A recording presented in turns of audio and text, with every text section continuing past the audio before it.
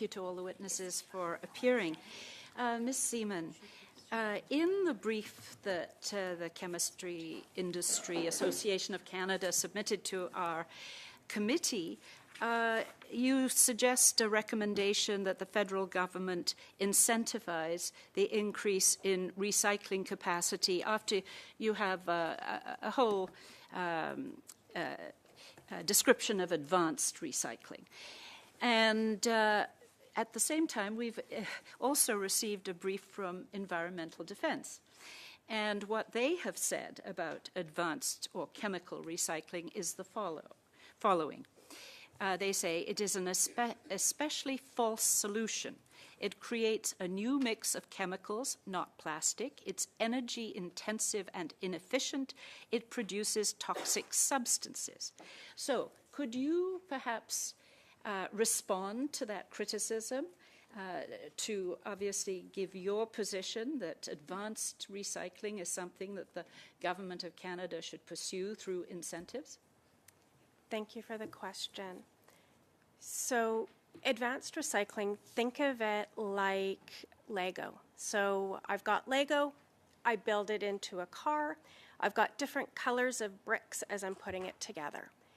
Advanced recycling, there's multiple different technologies that will do it. Some of them are very energy intensive, but still lower energy intensity than virgin plastic. So what chemical recycling or advanced recycling does is it uses indirect heat and pressure to break those bricks apart so you can pile your red bricks, your green bricks, and your blue Lego blocks together. And at the other end, you can then take those bricks and make a flower or a house instead of a car. So while there is a breakdown of the material, we are able to say what materials are being produced, what plastics are being produced, and we manage it the same way we do any of our other chemical manufacturing processes. Thank you. Dr. Bali, would you have any comments on the two sides of what our advice is here? Thank you for the question. I'm not sure that I have advice. I just have an observation. And I think it's about transparency. And I think there has been so much of greenwashing in both the area of recycling and in the area of biodegradation that the government needs to step up now and, with science, ask for transparency from every brand owner. And there's no reinventing the wheel in this. If you have a recycled plastic stream, there is a certain amount of energy being used to either mechanically or chemically recycle. There's a certain global warming potential being created. There's a certain GHG being emitted. Talk about it. Publish it.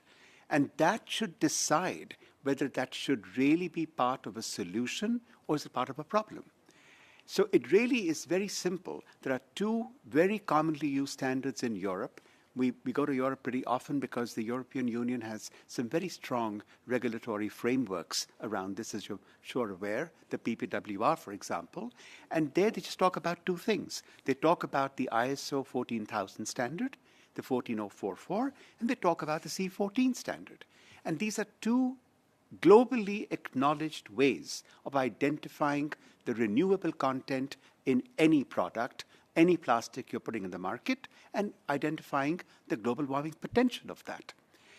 To conclude this point, I will just say one thing to you. The automotive sector, in my experience, the last 30-odd years in industry, never asked for the global warming potential of any solution being offered. Now, every automotive company in their RFQ demands that.